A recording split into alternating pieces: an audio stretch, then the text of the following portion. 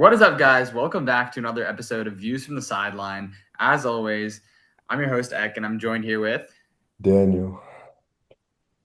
And we have a very special Anush. guest on the podcast. He was on here a few years ago, so it's been kind of a gap since he was last on the podcast. I think it was, 2023?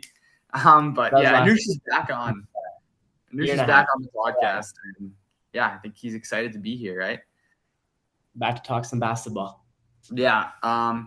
It's been a really long time since we had a podcast. Both me and Daniel have been really, really busy, but there's a lot to talk about. I want to start with the NBA Finals. Kind of insane ending, I will say. The series went 7. The Oklahoma City Thunder ended up winning. But while they did win the championship, there was kind of a huge what if with this game because, as you guys know, Tyrese Halliburton got injured like mid-first quarter, with an Achilles injury. He was out for the rest of the game. He's going to be out for probably the rest of this next season. But obviously the Thunder went on to win the game pretty comfortably. It was close at times, but it wasn't really the same when the Pacers didn't have their floor general and their best player on the court. So I want to get your guys' thoughts first on the series as a whole. Did you think it was entertaining? Did you guys enjoy seeing new faces in the finals? Obviously neither the Thunder nor the Pacers have been here. Do you think that the result of Game 7 would have been any different? Because obviously the second best player in the series was out, right? So yeah, you see that? Do you think the Pacers can kind of recover? Yeah, just give me your overall thoughts on this finals because I thought it was insane. Okay, so my thoughts were going into it. I was like, it's two smaller market teams, right? It's probably two very small markets. I was like, this might not, the ratings and everything might not be too well. I wasn't expecting much. I was like, usually I'm so used to seeing like LeBron, Curry, these big names in the finals, Giannis, right? But I was like, this Pacers team, it's like Tyrese Halliburton is a star, but he's not. I don't think consider him one of those top 5 superstars in the league. So it's kind of cool seeing two smaller market teams. And going in, I really wanted OKC to win. I don't want a Halliburton ring to happen. I don't know. I'm just a hater. You don't like Halliburton? I don't like Halliburton. I don't know why. Took my Knicks out. Not even my team. I just wanted the Knicks to go. So I wanted the big mark. I think that would have been so cool for the city and everything for the Knicks to be in the finals. Yeah. But that ended up happening. But any thoughts, Daniel? Honestly, I mean, I thought the Pacers were gonna give him a good run for their money, but I didn't expect it to go to 7, honestly. Oh yeah, no, I had OKC in 5. Yeah, I had OKC in 5 or 6, honestly, but yeah, I mean, Halliburton showed up, but I mean, I think what people didn't think about too much was just how everyone on the Pacers played. Because on the Pacers, yeah, the team on paper doesn't look great, but you have 12, 13 guys who can play at that level. Like an Aaron Nesmith who showed out against the Knicks, and then you have Benedict Mathurin who has 27 in Game 3, Obi Toppin, TJ McConnell, and I mean, I think the only problem in Game 7 was that they didn't have the best game plan after Halliburton. They kind of had to do it on the run, but I think they just couldn't rely on a 6 foot tall TJ McConnell as the main facilitator because while he did have a good run, like a 12-0 run by himself, after that it kind of crumbled because the Pacers just couldn't rely on him for that amount of stretch. I feel like they had to get more players involved. And another issue for me in that Game 7, I don't know if you guys realized, but I mean, Siakam was out on the bench for a lot of that third quarter, early fourth quarter action. I feel like especially when Halliburton goes down, you need someone of that caliber on the floor performing. Um, and I think it was just a coaching error. Rick Carlisle was, had the best coaching run since his 2011 run, and he just made a small mistake, which ended up costing them. Because I think even going up to Game 7, while everyone was talking about Halliburton being the star guy, Siakam was probably going to be the front runner to win Finals MVP. And they just kept that potential Finals MVP guy on the bench in the third quarter when it mattered the most. I mean, yeah. I mean, in the Eastern Conference Finals, obviously, Siakam won the MVP, right? Yeah. For the best player in the series versus the Knicks.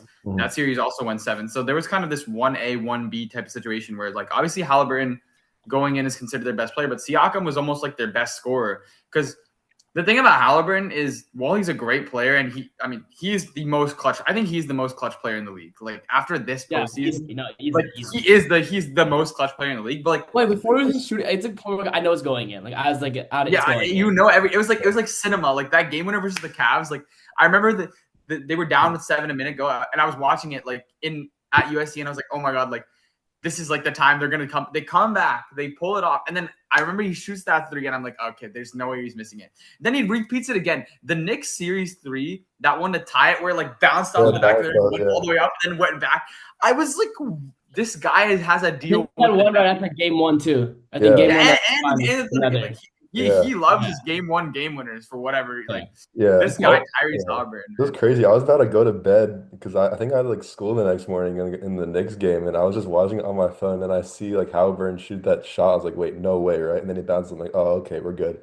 And then he scores, and like everyone thought it was the game winner because everyone thought it was a three, and then he did like the whole red Yeah. choke celebration. I was like, oh my God, like this is iconic. And then yeah, and then it was the two, but they got it done. I mean, and that comeback itself was crazy. That team, like, I think in the finals they didn't do as much, but in the first three rounds, their comebacks were unreal. Like being down 15 late game. Like I remember against the Knicks, I forget what game it was, but Aaron Nesmith came out with like six threes in the Yeah, it was final the same game. It was that game. in He that brought game. them back, Yeah. and then Halliburton killed him.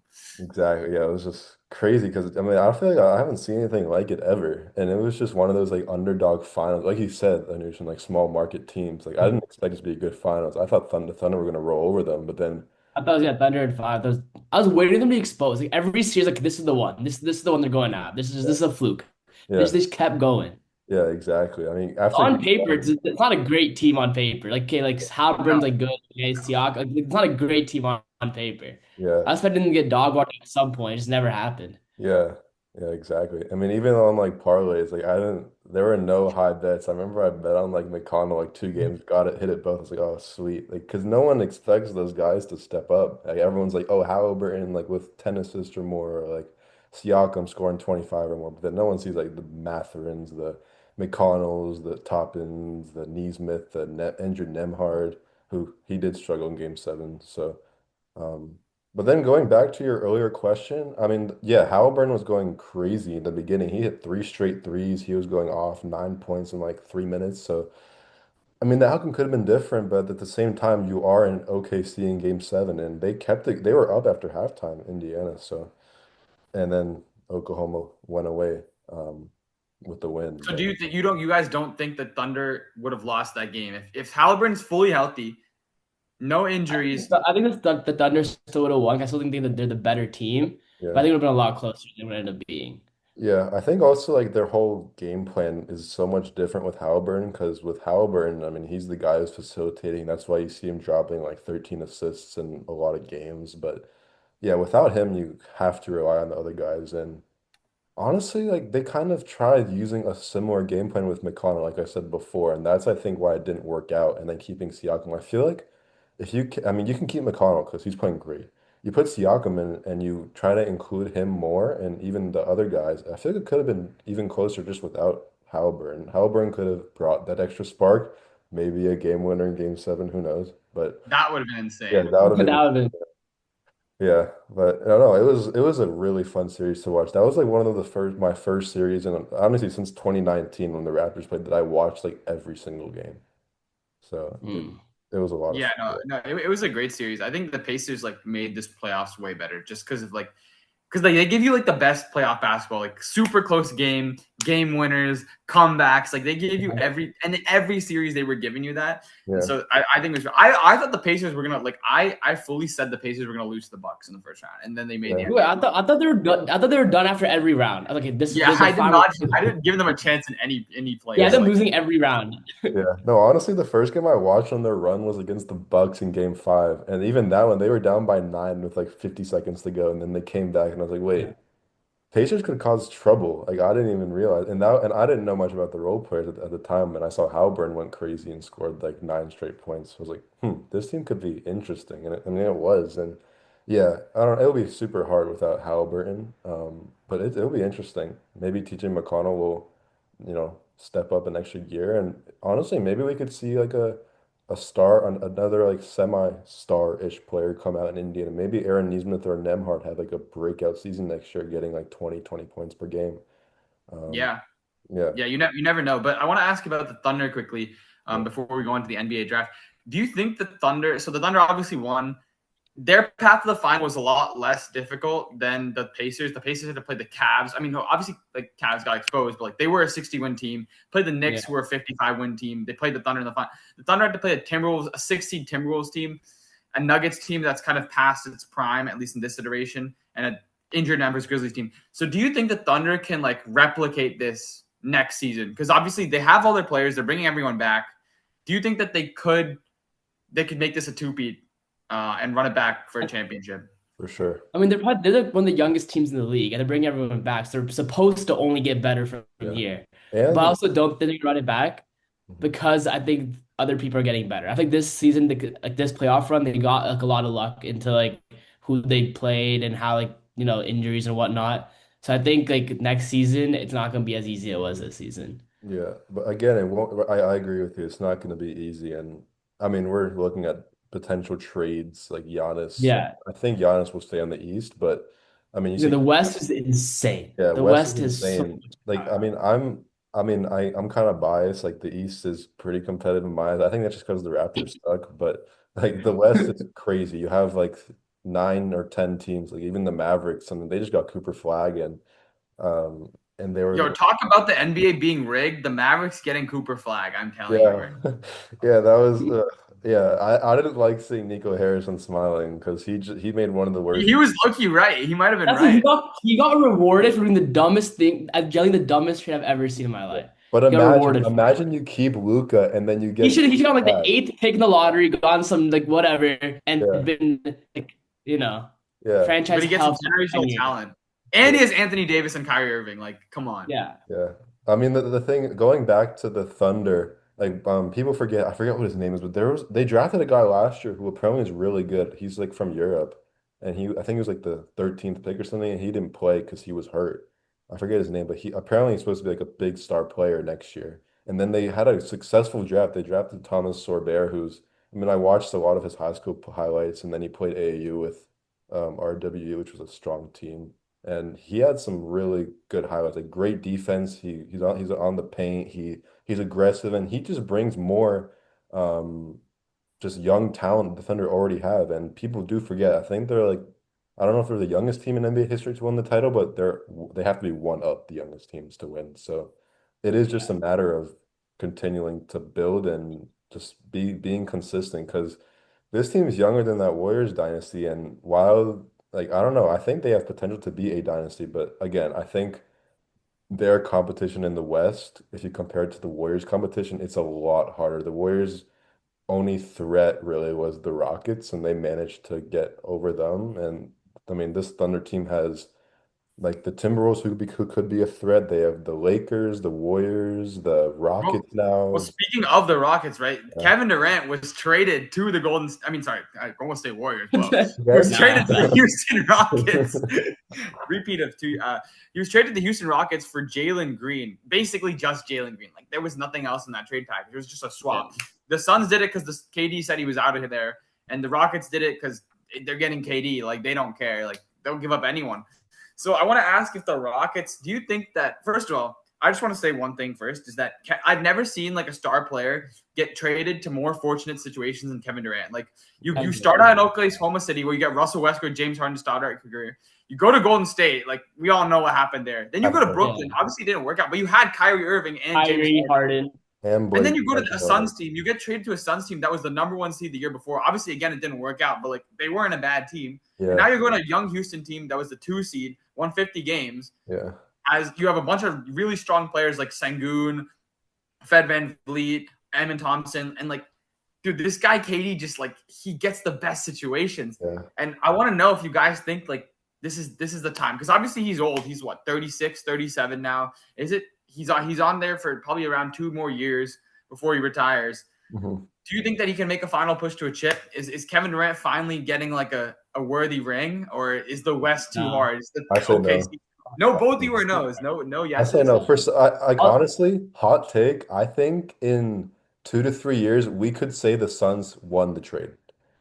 Because listen, while they have an overabundance of shooting guards, I would trade Beal away for whatever you can get. You could create a lineup around Booker and Jalen Green, but then people forget they just traded for Mark Williams. They have Kaman Malewich from Duke. This is a young squad that could become better, and yes, they don't have depth. That's the only problem. But that's why I'm saying in a couple of years, what if they have a, but what if they like tank this year? What if they get a good draft? And next year's draft will probably be as strong as this year's draft. We're gonna have guys like Darren Peterson from Kansas, AJ DeBansa from BYU. Like those guys are just as good as this year's class. Maybe not as good as Cooper Flag, but definitely up there. And if they could draft like a, I don't know, like a point guard or a power forward from that draft, like in 3 years, we could look at this team being a young force in the league. And Houston, I mean, they're in a I mean, good they got spot. better. Houston Yeah. got better. That the only thing about Houston, like we keep I reiterating, think it's not for that long though. I think KD yeah, has like maybe a year or two left, and then. that's the I mean, only thing he though. Like we averaged said 27 before, points per yeah, game, guys. But Come on. I don't think his numbers are as impactful as they used to be. I feel yeah, like the 27 he's getting is not affecting the game as much as like it used to do. for You know sure. what I'm trying to say? The thing is though, like we keep reiterating, it's just kind of like a theme. Like the West is just so competitive. You like, I mean, even right now, while I really want to say OKC can run it back in the finals next year, like I cannot 100% say that. There are so many teams that could just mess up your run. Like the Lakers, yes, they didn't have the best like playoff performance, but they ran into a Timberwolves team that just so happened to be hot for 3 games, just ending their series. The Timberwolves running into the hot OKC Thunder. The Warriors were super hot against Houston. I mean, then Curry was out for a game or two against Timberland. I mean, the situation was flipped. So while you could have so many guys on paper, you could just run into so many different situations, injuries, or just someone having a bad series, like Julius Randle. Like he just played awful against the Thunder. He had like 4 points one game, and they sat him out the entire second half. So it is just so hard for me to say like, hey, this will work out for either team. And yeah, maybe I'm over exaggerating. Maybe the Suns won't win the trade in 3 years, but again, it's just I mean, they're just adding more and more strength, and I think the Suns have gotten more strength than the league has expected. And the only problem, in my opinion, they need to solve is just that overabundance at the shooting guard position. Like having Bradley Beal, especially, is like I would not want Bro, him they to need to get rid go. of Bradley Yeah, Beal. Like that guy yeah, sucks. That contract, it's age, everything. It's yeah, Send him back to Washington. yeah. yeah. Honestly, maybe team with like Chris Middleton or something. Whoever's gonna take on that salary, just dump him there. Yeah, but I don't honestly, think I anyone mean. wants to. I want to get your thoughts on this. This is more of like a smaller topic, but LeBron just opted into his $53 million contract, and there's a lot of controversy that people are saying like, hey, like he could have taken a pay cut, and now they're saying like, oh, LeBron is complaining that his team isn't the best right now, what yada yada yada. And then people are saying, well, why didn't he take the pay cut? What do you guys think about that situation? Do you think he should have taken a pay cut? Do you think he's like looking for, I mean, obviously he's looking for a ring, but I mean, getting paid 53 mil a year. I mean, that would honestly at that point, like, I wouldn't really care much for the ring. 53 mil is 53 mil. I mean, what do y'all think about that whole situation? I mean, I think like I kind of agree. It's like, yeah, if he really, bro, if it's LeBron James, if he wants to take a pay cut, and if any NBA player was like, yeah, like pay me $20 million a year and I'll play for you, like every team would have a lot more money to use. But like that's not the way these things work. Like first of all, you're not guaranteed a ring, right? And so if you're LeBron, you're in your final season. This is your last NBA contract ever, and you've made most of your money Yeah. from the NBA. Like Yeah. you're missing out on half of, let's say you take the pay cut to 40 mil, you're missing on $13 million like in your final season where you might not necessarily win a ring. You've already won 4 rings. You're the GOAT, in my opinion, and a lot in most people's opinion.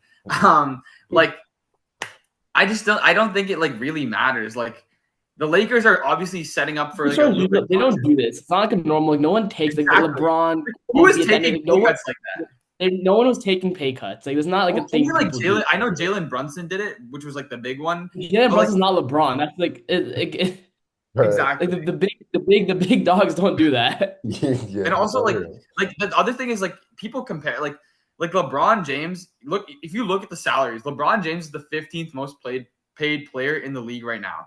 Like Kawhi Leonard and Paul George are paid as much as him. So if Mm. you really think about it, LeBron James Jalen is Brown, like Yeah. LeBron James is getting value. You know what I mean? Like you're Yeah. getting a guy who's healthy for most of the season, is all NBA player, and he's getting paid the same as like these guys who can't stay on the court for more than 30 games. Like, come on, you're getting value objectively. Yeah, Like, you're right. You're right. I don't even. I think that argument is dumb. Like, it's fine. Like, you know what I mean? Like, Yeah. MJ was literally the owner of the Wizards when he was playing on that team. Like, bro, it Yeah. doesn't mean like it's just dumb. I think Bradley Beal is getting $53 million, and LeBron's gets 51. I think it's fair for LeBron to come I think it's fine. LeBron Oh, James. that's awful. Yeah.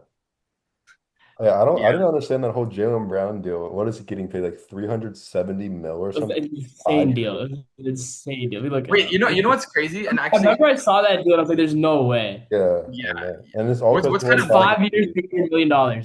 Yeah. I mean, you get your finals MVP, you get your money, but I mean, he didn't even get to the Olympic team. Like how like it's crazy. Yeah, I don't. Crazy deal. Yeah. These big Yeah. contracts are getting out of hand. Wait, you know what's crazy? You know what's crazy? And I kind of want to talk about the NBA. Like, we'll transition to the NBA draft. Cooper Flag is potentially eligible to make $1 billion over his NBA career. I mean, he's really Yeah. $1 billion? We're making NBA. We don't know if he's good yet. Wait, hold on. We don't even know if he's good yet. No, I know. No, but like, assuming like He hasn't played a game. I'm Austin Reeves, who hasn't made an All-Star team or anything, he declined his option, and he can get paid up to $250 million next year. Yeah. Over 5 years. I saw Julius Randle was it like 2 years, 100 million or something? Bro, Like, these contracts are diabolical now. crazy. And we're talking about the guy who scored 2 points against the Thunder in the Western Conference Finals game. And you're paying him to do what exactly? Like, I don't know. Like, I don't think it makes sense. Like, it's like crazy how big these contracts are. But going back to the NBA draft, I honestly think the draft wasn't that crazy. Like everyone who got picked with, like, Cooper Flag went, Dylan Harper went.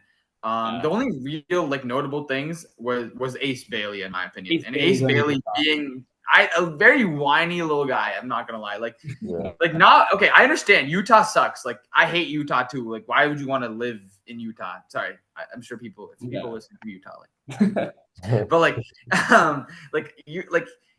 he said before the draft he didn't want to play for Charlotte. He didn't want to play for Utah. I don't want to play for Charlotte. Didn't draft him. I actually don't even think I think Charlotte's a fine city. Like, wait, you think LaMelo Ball? Like, hold on. I think Charlotte has something going. No, the thing is, like, I'm not being biased. I'm not really a Hornets fan, but like, I mean, Charlotte's great place, great weather. If you're worried about the off court stuff, on court, like, I mean, I don't understand why you don't want to play with LaMelo. He's one of the rising stars in the league. I think he was like leading the East in points per game at the All-Star break last year, and then you just added one. Would have been different if they got Ace, but I mean, Con Knipple and they stole Liam McNeely at number 29. Like, Charlotte is brewing. They don't have a center because I mean they just traded Yusuf Nurkic for Colin Sexton.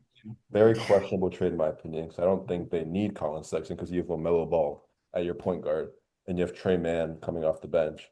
But yeah, I mean it's a good place. I feel like I would much prefer that over like DC or New Orleans, especially where the team is because DC, your star player right now is Chris Middleton.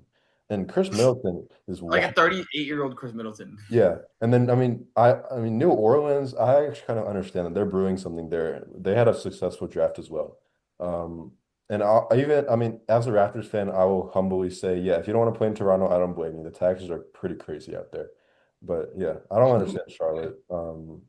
Yeah, I don't know, but yeah, he didn't want to play for Utah, and then Utah drafted him, which is like the crazy because a lot of these like in this era, like when people don't want to play, like they will never draft them. But like Danny Ainge, the GM of the Utah Jazz, he's like, all right, well, yeah, you said you don't want to be here. Let me put you, let me put you in my backseat, and he drafted him. Yeah. And first of all, I think it's a really dumb decision by Danny Ainge because first of all, if a guy doesn't want to play for you, why would you want to bring that into your locker room? Like, he's just gonna be if he really doesn't want to play with you and he's not just like saying that, and, like, he'll come into your locker room, he's gonna be like a cancer, he's gonna be grumpy, he's not gonna be invested in like the culture that you're trying to build. And you're probably gonna let him go after 3 years. So you just wasted a top. He won't resign. He won't, like, it's like no point. Yeah. So I don't know why he did it. I think it's a dumb move. I don't understand because I mean it feels like we're talking about like a star player who's like 29 years old looking to get traded to like a team rebuilding. I don't feel like a guy who hasn't played a single game in the league, and no offense to him, while he was good at Rutgers, I wasn't reading much last year about him on Instagram, on Twitter, and all that. Because I'm not gonna lie. I first started hearing about him. We've declined to work out for teams when that tweet came out. I also started knowing who Ace Bailey was. Yeah. And it's I mean you haven't even played a game in the league. You don't have the like you cannot have the audacity to do something like that, and you haven't even gotten drafted. Like, just be grateful for wherever you get drafted, play your first 3 years or so, and then look for a way out if you really want it. But you cannot do that when you haven't gotten drafted yet, because there are plenty of prospects, probably hundreds of prospects below you that would like do anything to get drafted to Utah, no matter what the city is, no matter what the people are. Honestly, he should have just taken the experience and honestly just suck it up and go play, because you can't. Yeah, like I mean, you can't just do that. And I mean, I remember he was projected to be drafted by Philly before all those conversations came out. Even Paul George himself said that the kid can't do that. Um, and I think, from that moment, I knew that yeah, Philly's not drafting him. And I saw Washington. He wanted to go to Washington. I'm like, yeah, it looks like I don't know. It just ruined his draft stock. It Yeah, was it's like when you haven't proved anything in the league, like you don't have any power. So yeah, why I say like you're screwing yourself because let's yeah, say he goes to Utah and like maybe yeah, even like he's a fine player, but like he just has a really bad experience and that causes him to like not play that well just yeah, because he hates Utah so much or whatever. Like then he's literally screwing himself out of better contracts from other teams, even like you know what I mean. exactly. Yeah, So why not just go there, shut up, play for 3 years, get out if you want to? Because if you're really that good, if you're really a top 5 pick, you should be able to like dictate where you want to go in the league. Like you'll yeah, be good enough to where other teams will want you. But like yeah. I mean, and building off of what you said, like, I mean, I like respectfully to him and Dylan Harper for trying to get Rutgers back on the startup, but they were like really close to the bottom of the Big Ten last year, which I mean yeah, they wasn't, kind of suck. yeah, exactly. So like, I mean, yes, like there are no one-man teams in the league anymore. That was like in the 70s and 80s, but like I didn't see much and as a regular fan, I wasn't looking deep. Like I just didn't as a regular fan, I didn't see much of you. I saw a lot of Dylan Harper. And I also knew Dylan Harper because I mean I've seen a lot of his high school games, but yeah, I didn't see much of him. So I mean, as a regular fan would probably be on the same page as us right now, just saying how you couldn't do that. I don't know. It's a messy situation, but I mean, who knows? Maybe in a year, like he'll Maybe it prove it. works out. Yeah, Maybe he likes Utah. yeah, maybe. But I mean, going back to the topic of the draft, like Ekamresh said, nothing crazy. Ace Bailey was the main controversial topic, but um, any like picks that stood out, like anything slightly surprising, like one guy going a little higher or a little bit lower than expected, or any teams that you guys think like really like had a great draft, have a good future, or any teams that just messed up and aren't gonna have a good. Yeah, I mean Yang Obviously, Hansen. Mavericks have an insane future. Hmm. Yeah, I mean we can talk more about And Cooper. the Spurs. Yeah, Yeah, the Spurs are in a great spot Yeah, too. Spurs have Dylan Harper, Wemby. Who yeah, If had Wemby last year? stays healthy next year, do you think he can win MVP? No, no. not I next think year. it's 2 more years to make that jump. Yeah, not next year.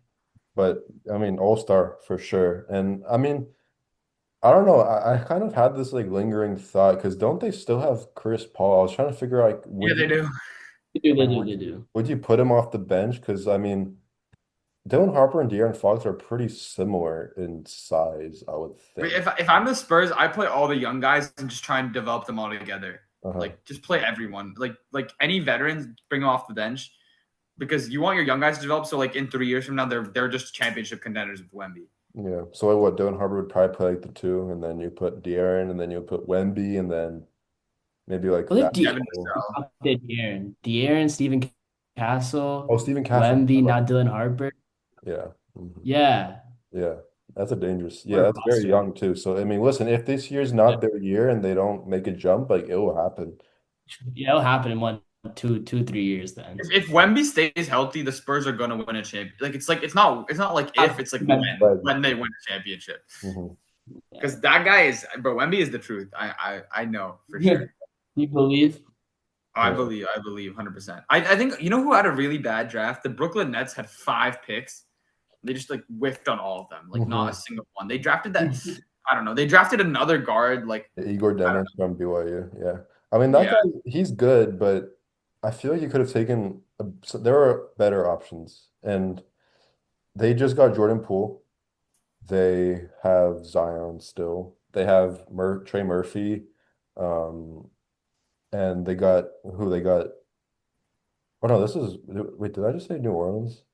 yeah. You were talking about the Nets. Oh shoot, how did I get to New York? My bad. But Brooklyn got Igor Demin at the. I'm saying, oh, what I mean is like the Pelicans did better. I think the Nets did I think they had a pick before the Pelicans. Did they? Yeah. Yeah. So and the Nets took Igor when they could have taken a guy like Jeremiah Fears, and then the Pelicans But got, Jeremiah Freed went before. Jeremiah Freed went to the Pelicans at 7. and the Nets had eight. Oh, okay. That's Then 8. yeah, then that's but yeah. Either way, like I think they had better options. The Nets. Yeah, I mean, I don't know. Their team's in a weird situation because there was some like speculation about Cam Johnson being traded and that number 8 pick being traded. Didn't happen. Um, they got Igor Demin at 9. Then they got Nolan Trey or another guard from France. A lot of French people that just fall off, honestly, in my opinion. That's not, I Oh mean, yeah, France. Yeah, Wemby, yeah. after Wemby, Except for Wemby. Wemby. Except for yeah. Wemby. Except for Wemby. But that guy who got drafted to the Hornets last year, like number 7. I mean, I know last year's draft was just pretty bad in general, but I Oh mean, They no, were but just last year the top 2 picks were French. Zachariah, that guy, and Alex Sarr, both French. yeah, I don't Top 2 know. picks. Maybe the both Dookie. yeah, Risa Shea. Both not doing good. Yeah, Risa Shea is still like a twig, and he's already in. I saw the Hawks playing game against Miami. I was there. It was rough. But I mean, Alex, I haven't heard much either. I mean, that's the thing though. Like, I don't think it's that they're bad players, but I don't think those guys are like star players, you know? Like I think Wemby is. Um, but yeah, those guys are not star players. That's why we're not hearing about them. That's why we're not hearing, oh, do the Wizards or was it the Hawks, do they have like potential to be great again or like better? And you don't see the stats of them having great games. You just hear of them losing 65 games in a year and not getting better. I mean, I think Michigan had a good pick taking Danny Wolf from Michigan. I mean, that guy had a great year last year. I think he might have won Player of the Year for Big Ten, and I mean, and they won the Big Ten championship, so that was a good pick. But yeah, other than that, they just kind of wasted the picks. You had plenty of better players that you could have picked. Yeah, for sure. We'll definitely see how this draft pans out. I'm a lot more optimistic about this one than like last year. I don't know. No, the last year's draft was, oh my god. Yeah, it was Last awful. year's draft was not. I didn't even Yeah. watch it, honestly. I mean. Yeah.